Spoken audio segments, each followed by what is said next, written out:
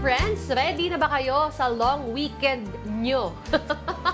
Well, para may baon na chill stories, keep us company until 3 p.m. I'm Denise. Ako po si Lourd de Veyra, isang tunay na kaibigan. Never manunumbat, never uungkatin ang past mo, and will always tell you to relax. It's all right. Enjoy this afternoon delight.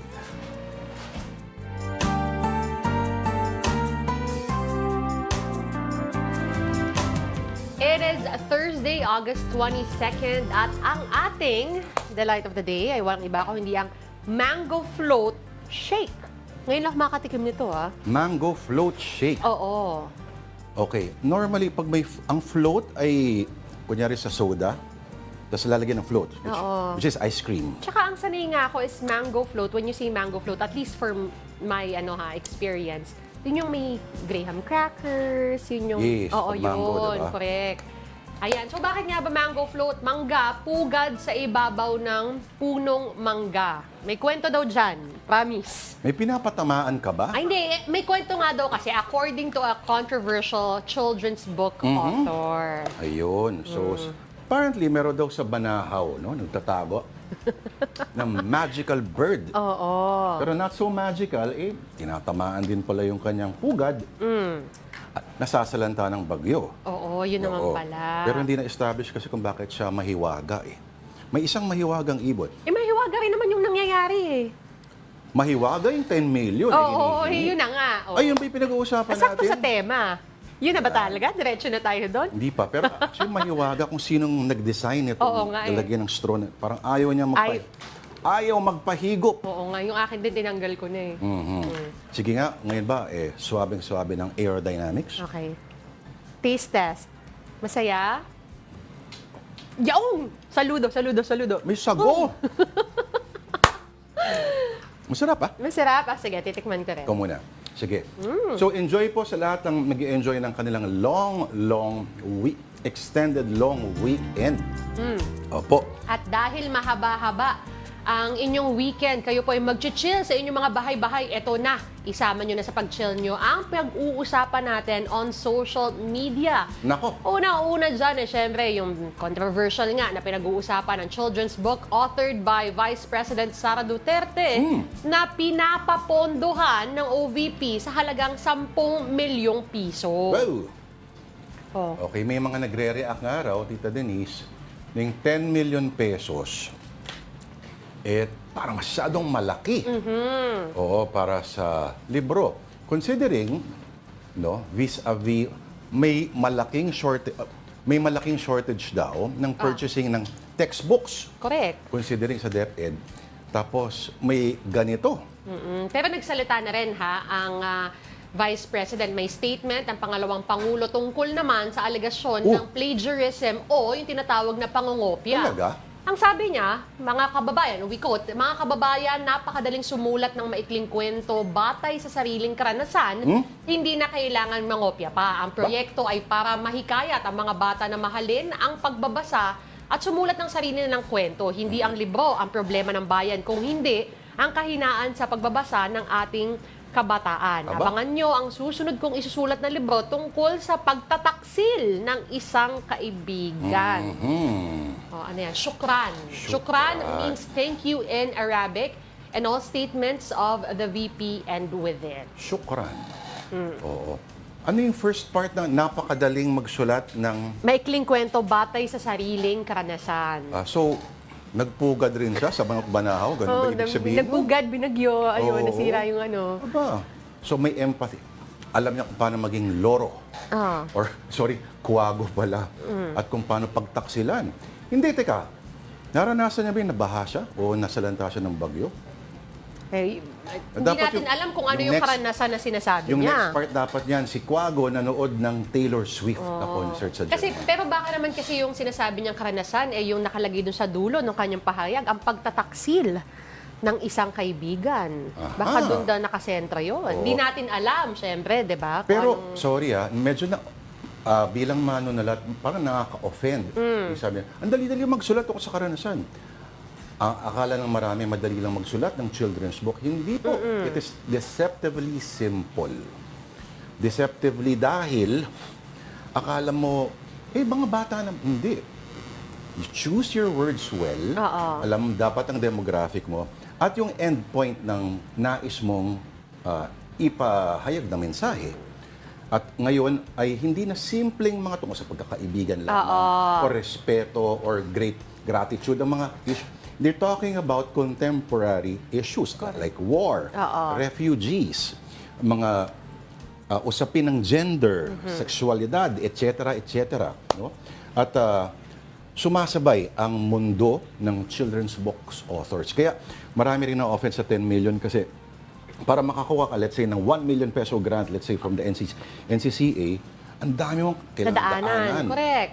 At makikita mo, normally yung nakakakuha ng mga grants na ito ay mga veteranong manunulat na. Hindi yung nagsulat lang ng kanilang nakaraan o experience sa buhay. Hindi, tsaka diba yung isang ang pinag-uusapan dyan is actually the price of per copy.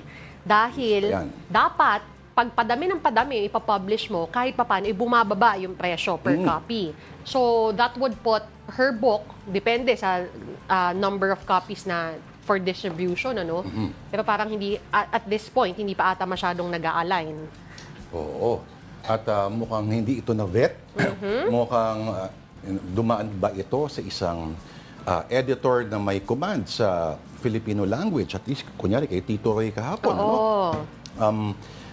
Halimbawa, kung ito ay intended for a certain audience, isipin mo sa itong mga words na ito ba ay angkop para doon sa audience na yon.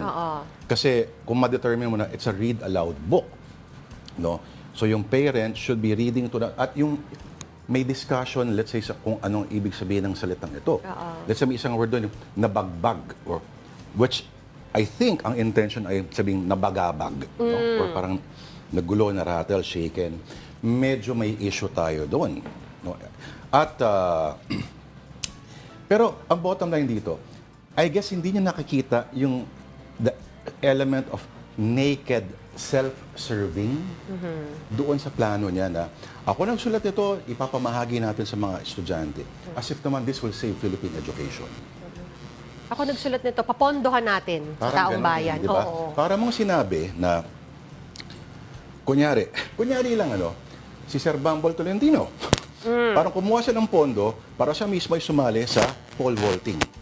Siya mismo. Siya ganun mismo. Okay. Parang ganun. Ganun lumalabas. Di ba?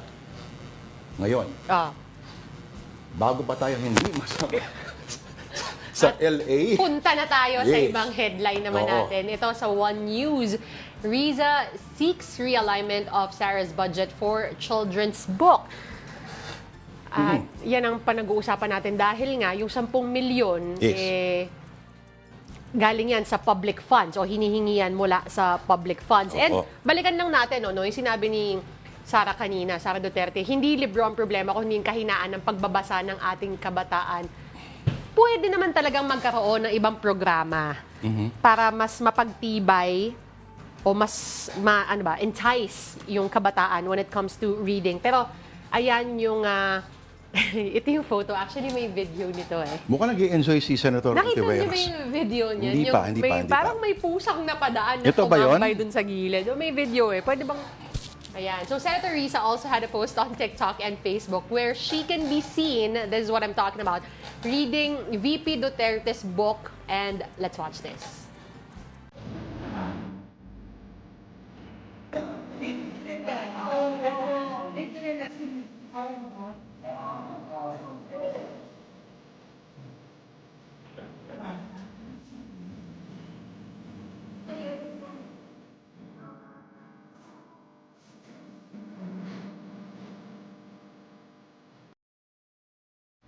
Okay, note, ang song conversion is a Gen Z thing. Title is What Was I Made For? And Meow Meow, made for cat lovers. So, mga mahilig naman pala sa pusa itong mga to. At least according yan sa mga nag-comment sa FB ni Senator Riza when someone said the scoring is quite silly. No way. Quite silly. Okay. Ang kantang yun, di ba si Billie Eilish yung kumanta niyan? At alam ko nanalo pa yata sa Oscars ito for best theme song para sa Barbie, kung yun nagkakamali. Oo. Parang mas maganda yung meow-meow. sa sitwasyon na yun. Actually, kung tutuusin mo, lahat ng kanta sa mundo ay pwede mong lagyan ng meow-meow. Palitan ng letra ng meow-meow. Let's say, isang daang taong laban. No? Puro meow-meow Sige lahat nga. yan. Meow na. Meow na. Kailangan ko ng privacy. Di ba? Pero meow, meow, meow, meow, meow, meow, meow, meow, meow, meow, meow. Di ba? Mga ganyan. Ang gusto Diba? ko gagawa tayo. ng Everything, version niyan. anything can be substituted by Meow. may sasabihin sana ako kaso baka Wag na. Oo. Ito na lang, pag-usapan na din natin. The publishers are, of course, reacting to Vice President Duterte's children's book. Here's one from book publisher and former National Book Development Board Executive Director, Attorney Andrea Pasion Flores. It's a children's story for sure. It's short enough for a young child to understand. I feel it's not something that that's made for a child to read on his own or her own, but for an adult to read with the child. So it could be a read-along book where you have the child on the lap of the mom or the dad or a kuya or ate, and they go through the story together. And I feel that's important because of the topic of the book. The book has a tragedy, no? Very very tragic yung nangyari yata dito sa Quago, no? Nasira yung bahay niya ng isang unos. So that has to be explained to a young child, no? Because it's very traumatic for someone to lose their homes, and that's probably a common experience among our countrymen, no, in times of crisis.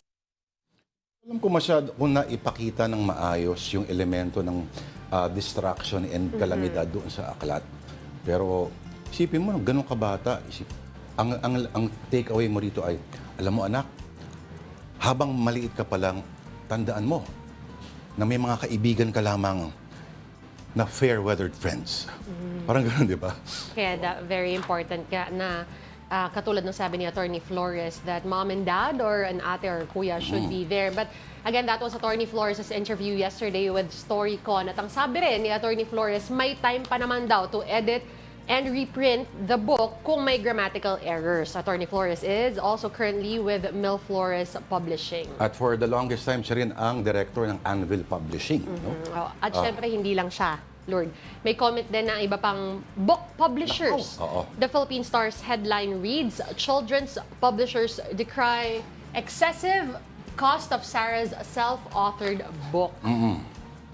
Kasi nga, yan yung nabanggit natin kanina na for other... Na 10 million? Oo. For other authors, just to get a grant of 200,000, 500,000 or 1,000,000, napakahirap gawin. Ang dami mong dadaanan. Tapos ito, 10 milyon ang hinihingi na ni VP Sara. At yung feeling ko, yung buong sigalot na nangyari ng isang araw, ay nanggagaling doon siguro yung sense na parang, karapatan ko. Kasi sunod-sunod yun. Una na, before yung hearing na yun, kasi before Senator Ontiveros actually asked what the book was all about, ang usapan kasi ay, etong mga budget na hinihingi mo are, let's say, mga bagay na kaya nang gawin at mas may expertise yung mga nakaset up na, established na departamento ng gobyerno. Correct. At yung hinihingi mong pondo, ay dodoble lamang doon sa efforts nila. So, bakit hindi lang natin i-realign itong mga to? So, medyo pumayag siya. Pero dito yata, nung tinanong siya, what is the book about? Na bad trip. Yun yung mahaba yung usapan, Litanya. exchange nila no, ni Senator Risa. So, tinanong siya, tungkol sa bali, nung si Grace po ulit, Senator po, tinanong, tungkol sa ba yung book kasi? Parang, it says in the title, tungkol sa kaibigan. Kung gano'n ang hirit mo, bakit ka paggagawa ng libro? Gano'n lang pala yung point nun. Tungkol sa isang kaibigan, bakit pa tayo magpapublish ng 10 million pesos o gagamit ng 10 million sa publishing? Mga gano'n kasi yun. So, a children's book is both simple and complex. Yan. Na, hindi mo maaring i-summarize lamang sa children are more intelligent than we assumed them to be. That's right. Ito, mahaba pa nga ang usapan sa book, of course, ni VP Sara Duterte. Ako nga, meron akong sinabit dati na manuscript sa isang children's book publishing company. Kaso, hindi pa ako binabalikan hanggang ngayon. More than 20 years ago na yun. 20 years ago na. Ang pangalan niya ay Si Juan and the Magic Halaman. Sa akin mo na lang ipakita yung libro mo. Tayo ang magbasa. Kasi it's making agriculture sexy again, ika. Okay, maiba naman tayo ngayon. Punta tayo sa ibang social media story, and this one on allkpop.com. Ito, sabi ng involving the abay. Olympics. Naku, sabi North ng- Korean table tennis athletes face punishment for taking a selfie with South Koreans at the 2024 Olympics. Ang lupit. Alam mo, Tita Denise, nung pinag-usapan namin yan ni Tita Pao, no? Nung nag-viral yung picture na yan sa Unity, baka marami natuwa dyan, pero sabi ko, nagbiro lang ako Nako, yari itong mga to pag uwi nila sa South Korea. True enough, men.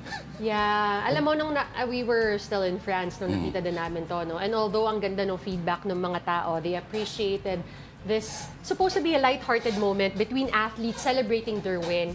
Hindi talaga malalayo sa isip mo to think na this might happen. And again, the North Korean players or table tennis players na nanalo po ng silver medal in Paris 2024. But they are now being investigated because apparently, after you go out of the country, magkakaroon ng evaluation yung mga atleta pagbalik sa kanilang bansa because they assume this as meron silang ginamit na salita dito Oo, parang ikaw na-indoctrinate ka na Parang ganon, oo. ng pagiging dekadente ng Western civilization. Pero ganito mukhang ang nag-instigate ng selfie ay South Koreans. Okay. Kung ito naman ang mga North Koreans, kunyari, magsuplado sila. Sila naman yung mukhang a-holes noon, di ba? Sa mata ng buong mundo. At kung ano nga ba ang diwa kasi ng Olympics, ang hirap kasi si Kim Jong pangalan nun. Parang kamukha ni Randolph ng bata pa. Kim Jong-un? Si Kim Jong-un. Palibasa kasi mukhang never attempted any sport a day in his life. Ay, baka nakalimutan niya yung essence ng Olympics. Otherwise, sana hindi na lang sila nagpadala. Nakakalungkot, kasi meron nga nakalagay dito that a source mentioned daw that, quote-unquote, the athletes smiled excessively. Isa yon sa mga naging issue nila. And again, they were, quote-unquote, smiling excessively when they were beside South Koreans who authorities have labeled as, quote-unquote again, number one enemy of the state. Akala ko ba US? Eto pa rin pala issue. Ang ginamit pala, ang phone. Yes, yung Samsung. Pero di ba official yun? It is the official, pero syempre kasi, when you say Samsung, it's really South Korea. Yes. Pero teka muna. Malay mo naman, inosente itong mga North Koreans. Malay mo, ngayon lang sila nakakita ng flip phone. Oy, pero ito yan ang isang pinag-uusapan dito. There are mixed doubles table tennis players naman na may selfie with Chinese athletes. Okay. Pero they avoided holding the phone daw and letting the Chinese athletes just take the selfie. So, hindi pa masyadong sigurado, wala pang clear report if they will face punishment. Sa mga ganong pagkakataon ba, di ba, iba yung jubilation mo na naiisip po pa ba yung mga ganitong mga bagay?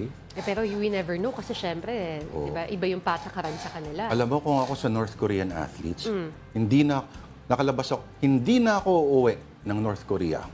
Magliliwaliw na lang ako sa streets of gay Paris.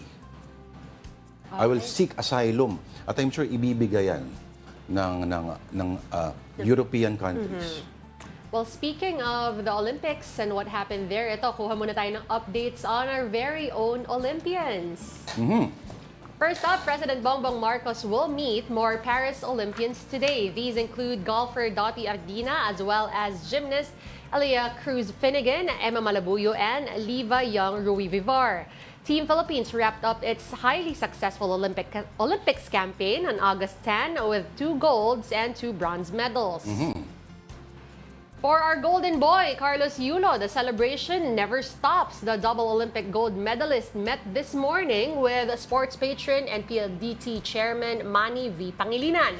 Their MVP announced a 10 million peso reward for Yulo and 2 million pesos each for bronze medalist Nesty Petesio and Ira Villegas. You know. MVP will also give Yulo's coaching team 5 million pesos while Petesio and Villegas' teams will receive 2 million pesos. Yung pala yun. Now, more accolades as well for our bronze medalists.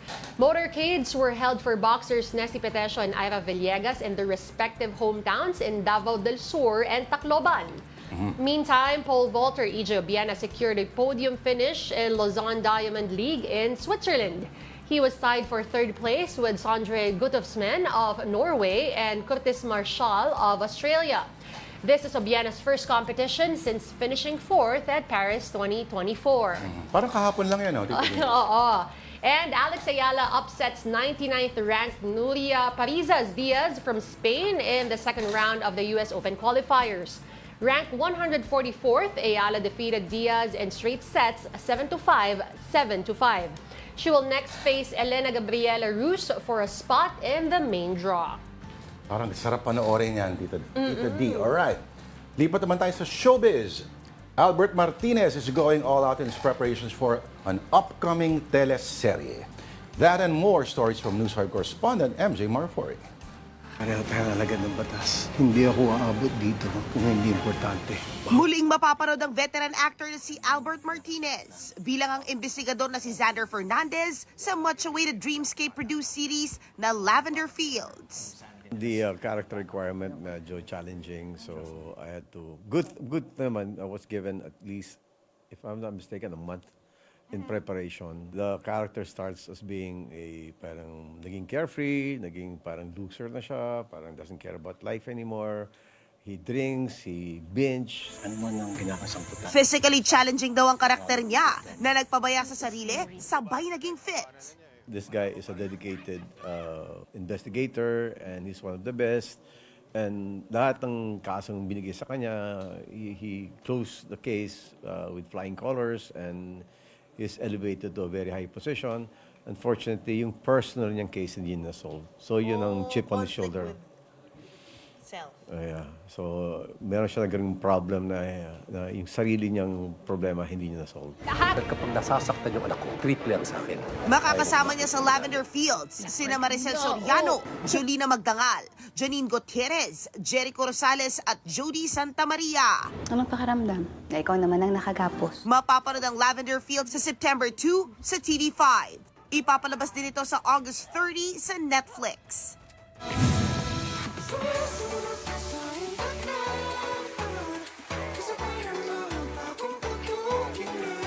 Mula sa kanilang bonggang Eat Bulaga performance hanggang sa newsroom at studio tambay, adopted kapatid na talaga ang global pop group na Horizon. Sila rin kasi ang magme-mentor sa Be the Next 99 Dreamers na ipapalabas sa TV5 sa 2025. Bubuuin dito ang next set ng global pop icons mula sa iba't ibang bansa. Ang payo ng Horizon. Wag lang po silang sumuko sa pangarap nila. Kailangan maging consistent po sila sa passion nila, ganun. Sumagi rin daw sa isip nila yan noon, pero nagpursige lang sila sa tulong ng isa't isa. Some of us po, at the time po, students pa rin po. So, sobrang hirap po talaga. Like, magpapasa po kami ng mga, assignments namin, homeworks namin. So, dalawa po talaga yung inisip namin, yung trainings namin, yung sa schools din po namin. So, ayun po talaga yung pinakamahirap. So, kailangan talaga ng time management. Ngayon, ang kanilang hit song ng OPM remake na Sumayaw Sumunod, i-debut na nila this September sa mga top-rating variety show sa South Korea na naging stepping stone ng ibang BTS at K-pop groups. This November 3, magaganap din ang kanilang major concert sa Mall of Asia Arena. Alright, time out muna. Marami pa kayong kwento sa inyo. Magbabalik po ang Afternoon Delight.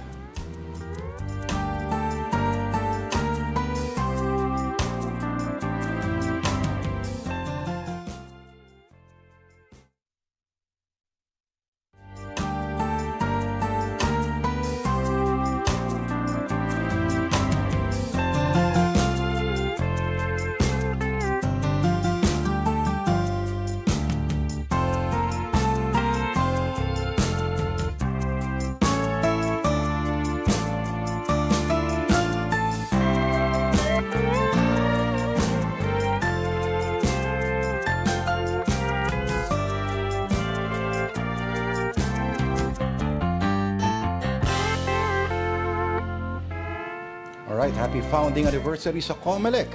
Nagbabalik po ang Afternoon Delight dito po sa One News. Ako po si Lourd de Veyra.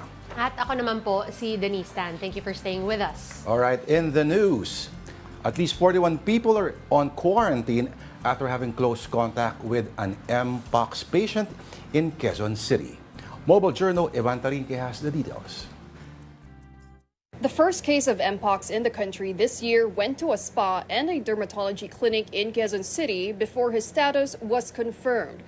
This is what the authorities in Quezon City revealed yesterday to the public. Based on their investigation, the 33-year-old Mpox patient started experiencing fever on August 8. Despite this, he still went to a spa in E. Rodriguez Avenue on August 11. 4 days later, the patient had a consultation in a dermatology clinic in Quezon City. He was confirmed positive for Mpox last week. Quezon City Mayor Joy Belmonte shared that the victim allegedly had a sexual encounter in the spa. He's a government employee. However, he frequents these kinds of establishments.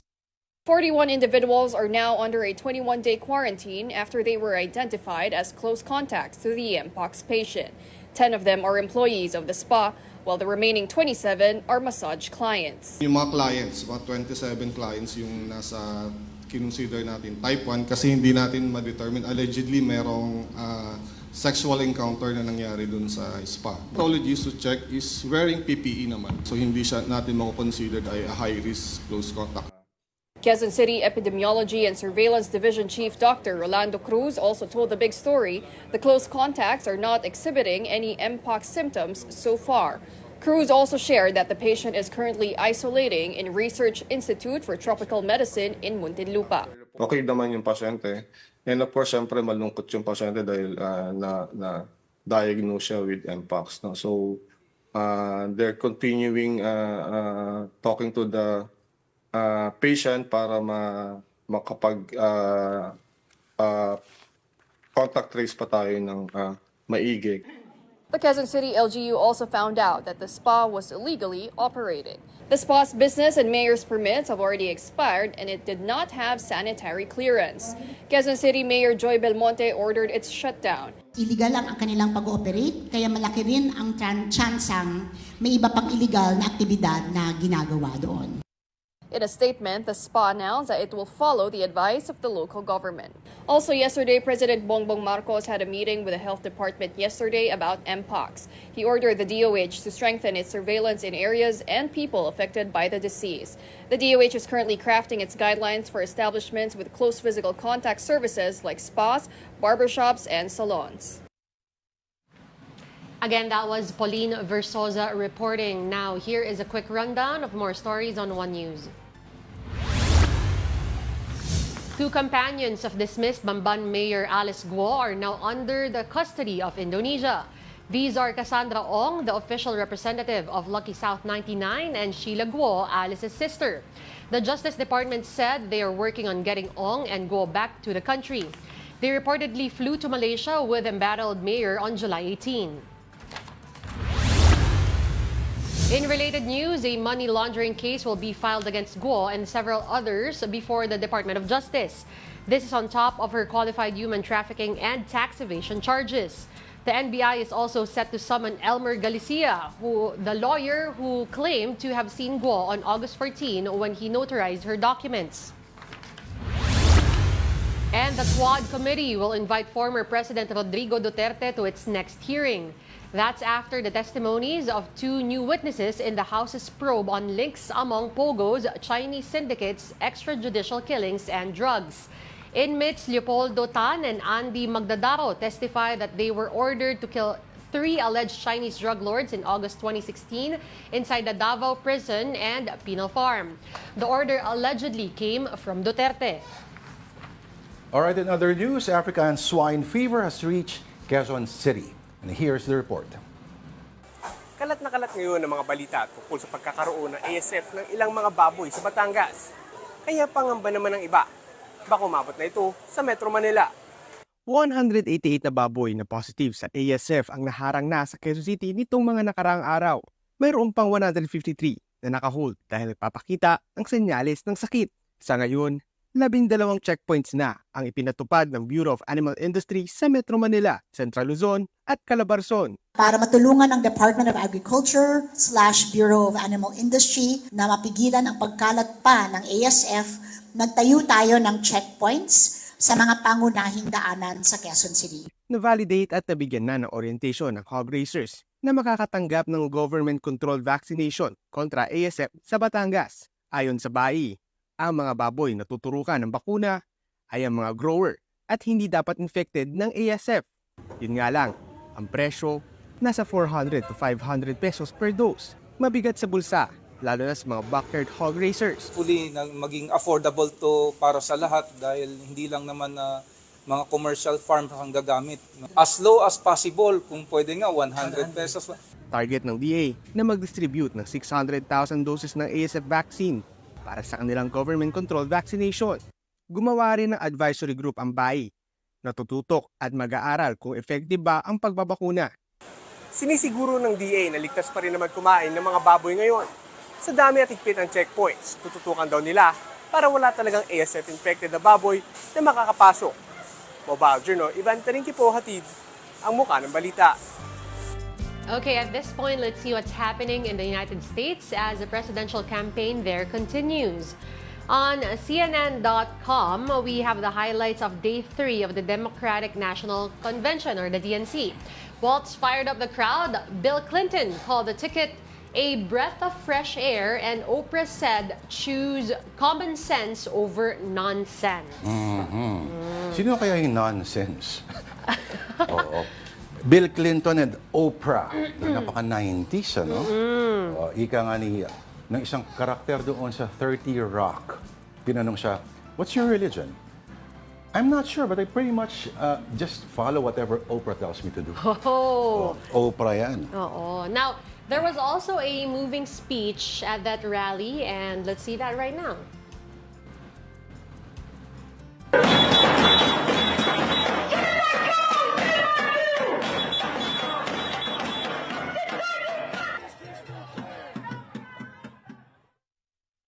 Okay, nagmo-moving lang sila pero parang walang speech.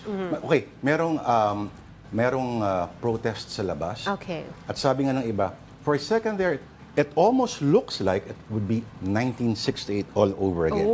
DNC kasi, di ba? Ang pinoprotesta naman nila noong Vietnam War. Ayun kasi, nakita naman natin yung sign for Palestine naman. Yes, oo. Ito. At kasama talaga yan. Makikita na natin, madidinig na natin yung speech.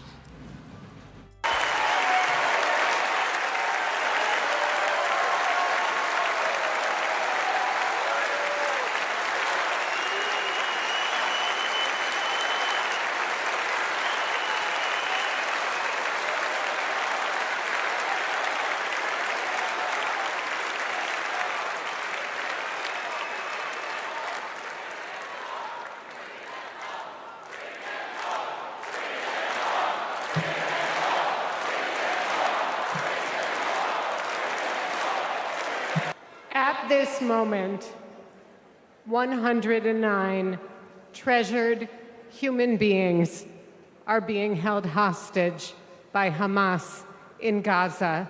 Among the hostages are 8 American citizens. One of those Americans is our only son. His name is Hirsch. This is a political convention. But needing our only son and all of the cherished hostages home is not a political issue. It is a humanitarian issue. Hirsch, if you can hear us, we love you. Stay strong. Survive. Medyo sensitive issue, no? Sa Amerika pa rin hanggang ngayon.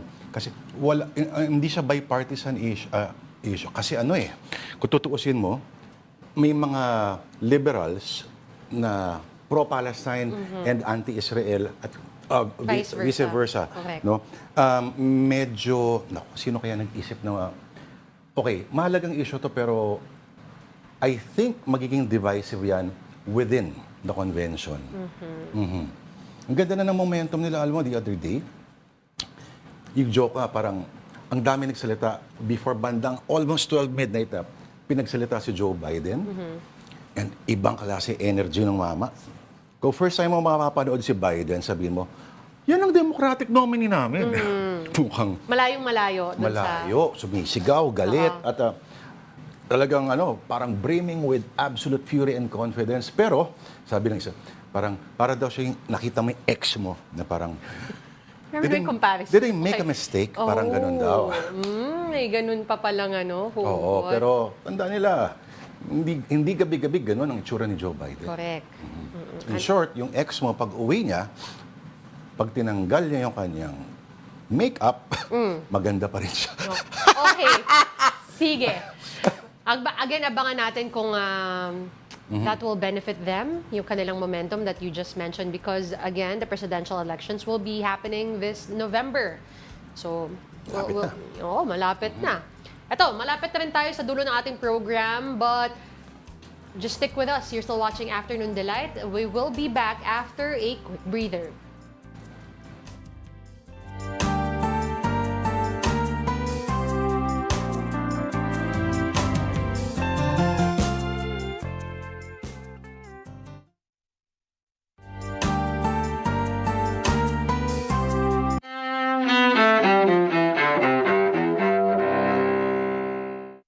August 22, 2005, the last Jewish settlers leave the Gaza Strip. That happens nearly 40 years after Israel captures the territory during the Six-Day War. The Israeli withdrawal makes way for Palestinian control in Gaza. 1996. In Washington, President Bill Clinton signs welfare reform into law. Today we are ending welfare as we know it. But I hope this day will be remembered not for what it ended, but for what it began.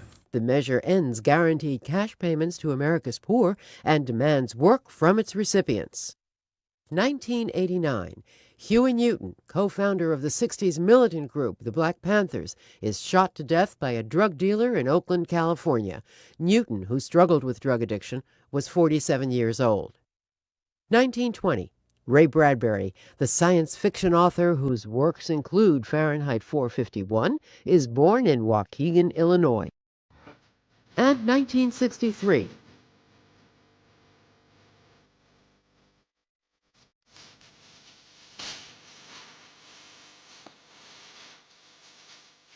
Singer-songwriter Tori Amos is born in Newton, North Carolina. Today in history, August 22nd, Sophia Manos, The Associated Press. And we're back. You're still watching Afternoon Delight. I'm Denise. At ako naman po si Lourd de Veyra. Eto, Lourd, sabi nila, kilay is life. Kilay, at dapat at ang life na yan ay LYF. LYF. Kaya talaga mas buhay talaga pag LYF. Ba't yating gawing kilay for life? Grabe naman yun. Kilaw. Pagkain na tayo. Kilawin na. Kilay is life for life. Okay. So, dapat nga daw, plakado ang kilay every day. Kaya naman, ang isang barangay sa Mandaluyong, naku, dito lang pala, sa halip na paliga, libreng eyelash extension ang proyekto. Nandyan ako mamaya kung kailan man yan. Mobile Journal Denise Valdesancho with the story. Sawa ka na ba sa paliga nila SK? Dahil dito sa Mandaluyong, kakaiba ang pa-project nila SK. Ang gusto nila, plakadong eyelashes for all. Dapat lahat pak sa Barangay Highway Hills sa Mandaluyong. Paano ba naman? Go back to the young and beautiful you ang peg ng sangguniang kabataan nila. Dahil ang first 100 people to register, basta 15 to 30 years old, may free eyelash extensions. Actually po, as a part of Linggo ng Kabataan, initially, ang mga gusto naming services na ibigay is free haircut, free massage, free mani-pedi. And then one of my SK kagawad, sabi niya, Chair, bakit hindi tayo mag-offer ng free lashes? Bukod nga dyan, may free basic skincare tips at makeup tutorial din sila SK. Nais raw kasi nila nabigyan ng pagkakataon ang mga residente ng barangay to pamper themselves. Ang ano talaga namin dito is pamper day. pamper day kasi 1 day lang po yung mga free massage and everything eh. Pero itong free eyelashes, week long. So, At hindi lang yan ang afford ng budget nila. May financial literacy seminar, crochet making, iba't ibang palaro at pa-launching ng free wifi rin para sa linggo ng kabataan ng Barangay Highway Hills. unang-una kasi, ang label kasi ng SK, mga paliga, palaro, which is sports committee kasi talaga ang sangguniang kabataan. Ngayon naisip namin, since afford naman ang barangay namin, gusto namin yung fresh, maganda. Siyempre, bukod sa mga napaganda nila, nag-uumapaw rin ng pasasalamat ng eyelash extension studio owner na si Ira. Actually, etong month na to is sa mga business owner is ghost month talaga. So, sobrang laking po siya, opportunity para sa amin kasi parang 100 packs, hindi po biro. So, Si Catherine naman, bago nga isalang may mensahe sa ibang sangguniang kabataan. Saya naman po kasi yung iba po kasing kabataan po is matutuwa rin po sila na may free eyelashes. Tas yung iba po kasi hindi po, parang kinikimkim po nila yung pera nila. Ang say naman ni SK Chairman. Gusto ko lang din maintindihan ng mga manonood natin no, na iba-iba ang budget ni barangay. So, yung iba limited ang resources, malaki or maliit man yung fund, kung talaga nasa puso mo yung mga paggawa ng proyekto, magagawan at magagawan ng paraan yan. Ang mga gantong inisyatiba, hudyat ng magandang kinabukasan para sa kabataan. Kaya mga SK, huwag papakabog, slay lang ng slay. Mobile Journal Denise Baldesancho po, hatid ang mukha ng balita. Kinabang si Denise Baldesancho. Teka, mali pala tayo. Hindi, kilay is eyebrow, di ba? So, ang pilikbata is eyelashes. Oo. So, pakipaliwanag sa Pero mga... usually, baka naman kasi dun kasi sa mga eyelash studios na ganyan, usually, nagsaserve din talaga sila for kilay. So, brow and kilay. Oo. Pakipaliwanag nga pa sa amin kung gaano kahalaga ba ang eyelash extensions at yung, let's say, yung kilay na... Yung kilay daw kasi, it serves to really frame your face. Kaya Kilay. kaya daw dapat alam mo yung right angle nung kilay or yung shape nung kilay for your face shape. So, maling pag-angulo ng kilay, sira na lahat ang framing. Pero meron kasi na mas yung straight lang yung kilay, meron yung mas arco, meron naman yung sobrang taas, and then for the lashes naman, mas buhay tignan yung mata. Meron ba mga tao na naturally mahaba ang eyelashes? Meron. Oo, hindi ako yon. Pero meron talaga. Naka-extensions ka ba? Wala eh. Wala. Oo. Pag kinabitan pa ng extensions yan, Hahampas sa'yo. kabog na sila lahat. Pagsasamantalahan ko yung libreng all week daw eh. All week. Oo. Come back to the young and beautiful Pag ko you. dito, pag intro ko pa lang, ganun. Come back. Kotchi. Paano ako direct? Direct, solo. Pa-zoom in ako. Pa-zoom in ako. Yeah, Di ako direct yan. yung isa. Come back. Pwede. Tapos gumagano'n yung pelikmata. Uso raw ngayon yung makapal ulit ang kilay. Totoo ba yun? Yes. Parang Claudine Barreto, circa Ay, hindi ko alam kung early. ganung level. Parang isang buong monobrow na halos. Ganyan. Ang uso talaga is yung what they call brow lamination. So, yung parang brush mo lang yung kilay mo and you can see every stroke, every ano ba tawag doon? Every brow strand. Lamination? Oo. Parang isipin mo nalagyan ka ng glue sa Masakit yung eyelash extensions, totoo ba lang? Makate. Oo. For me, tiis ganda na tinatawag. Oo. Well, depende sa mga tao talaga. Kasi it never worked for me kasi side sleeper eh. So, dun pa lang sira na yung extension. Side sleep? Hindi ba tinatanggal mo muna dapat yan bago ka matulog? Hindi! Yung mga nagpapaganon, 3 weeks yun. Ha? Yes. Mga 3 weeks to a month yung mga ganon. That's why they do it kasi para nga paggising nila, sabi nga ni Madam, fresh kagad. Oo, in fairness si Madam. Paggising mo. Oo, sa mga barangay dyan, hindi lang po liga ng basketball ang pwedeng proyekto. Magkano ba mga eyelash extensions normally? Alam mo yung meron ako napuntahan sa may South, sa may Muntinlupa before, nasa 2,500 to 3,000. Oo, ang mahal. Mahal siya, may kamahalan siya. Although, syempre, prices vary. Pero it could be, I think meron pa nga mga nasa 4,000. Wow! Maintenance talaga. Feeling ko sunod mauuso dyan, mga mustache extensions naman. Ano? Ba't di natin subukan sa'yo pag merong nauso? Why not? Hindi pa pwedeng bangs extensions na lang para come back to the young and beautiful you. And as promised, book talk tayo. Okay. Para you have a literate discussion on reading. Because reading is leading. Ito na po ang I Saw the Signs. Ito ng I Saw the Signs. Asahan na ang dagsa ng memes ng VP Book Edition. Easy. Relax lang. Oo. Ang title nito ay Iyaking Kaibigan. Mayroon pang dialogue. Ako yung blue. Sige, sige. Sige. Madam May boses mo yan. Kaya mo yan. Kaya mo yan. Para Madam Chair, pinapoliticize niyo po yung budget ko. Inatanong lang naman kita kung tungkol saan ba itong libro mo. Not everything is about you. Sa ilalim nakalagay mga kwentong 10M ni Easy. Inday Lustay. 10 meters ba yan? Baka 10 meters, di natin alam kung ano ibig sabihin ng 10M na yan. Alright. Next. Dating magka-easy boy. Kwentong Unity. Kasi dating magkaibigan. Parang pasok naman dun sa ano. Pero nakakatakot yung mga mata nila, Tino. Parang Village of the Damned ang dating. Oo nga eh. Parang hypnotize sila. At yung isa letter S. May letter ba yung isa? Walang letter yung isa. Baka hindi naman yung presidente ngayon kasi walang letter eh. Kakawig lang naman yung buhok eh. Di ba? Baka iba. Yung next naman tayo. Game.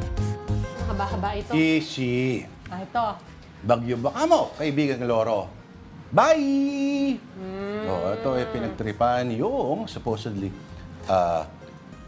CCTV footage showing the Vice President leaving the country for a family vacation noong kainitan, kasagsagan ng bagyong Karina. Wala ka dito noon, Denise. Wala ka dito. You are not a bird.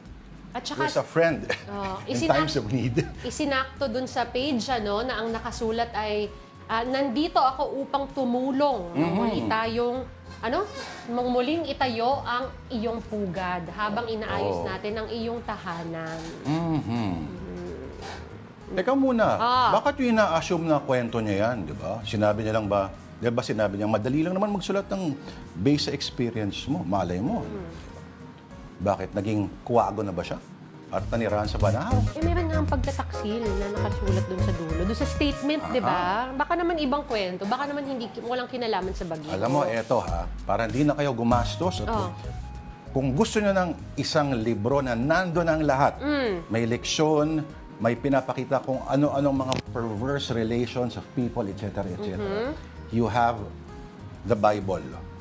Nako, oo. Mahaba-habang basahan Nako, andyan lahat, kalamidad, mga pagtataksil, etc., etc. Everything is there. Kaya, pag una mong nabasa ang Biblia, etong lahat ng mga to, wala nang sasak sa'yo. Okay, last photo. Masashock ba tayo? Naku, easy, boy! Teka lang naman. Kabit ng konti. Relax. Titled, Isang Kaibigan. Nakalagay, kwento ni Inday Sara Duterte. Uy, ito lang naman yung mga nakita na mga nahalughog sa internet. Lumitaw-litaw lang din naman. Oo. At ang pikon, talo. Kasi di ba sa essence ng democracy, maaari kang magsulat ng mga ganyan. Wala po bibigil sa atin. Ngayon, ang tao may karapatan din na maglabas ng mga ganyan. Ikaw, Lourd, syempre may meron kang may idea ka about books and authors and being one yourself. Itong children's book, of course, have come a long way. Correct. Alam ba, ang children's books ay maaring gamitin para maging vehicle, kunyari, ng discussion ng, alam ba, sakit, epidemya. Halimbawa, itong libro na ito, at this is from the early 80s. Hindi po ito imbento, hindi po siya meme. At ang nagsulat po nito ay ngayong National Artist for Literature na si Virgilio Almario. Pakita natin ang aklat na Digong Dilaw. Yan po ang sinulat ni... Ang author po niya si Virgilio Almario. Di ba? Tungkol ito sa yellow fever na nung panahon na yun, kalat. Correct. May mga areas pa rin sa Pilipinas sa nakukuha itong virus na nakukuha dala ng lamok. Yan. So ngayon, sa konteksto ngayon ay merong ibang reading yung title na yan. Okay. Yan muna. Meron pa?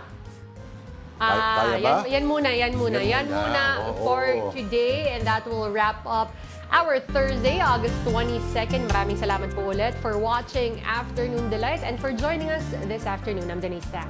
Alright, join us again tomorrow, 2 p.m. Ako po ang inyong kaibigan, Lourd de Veyra. Have a delightful afternoon.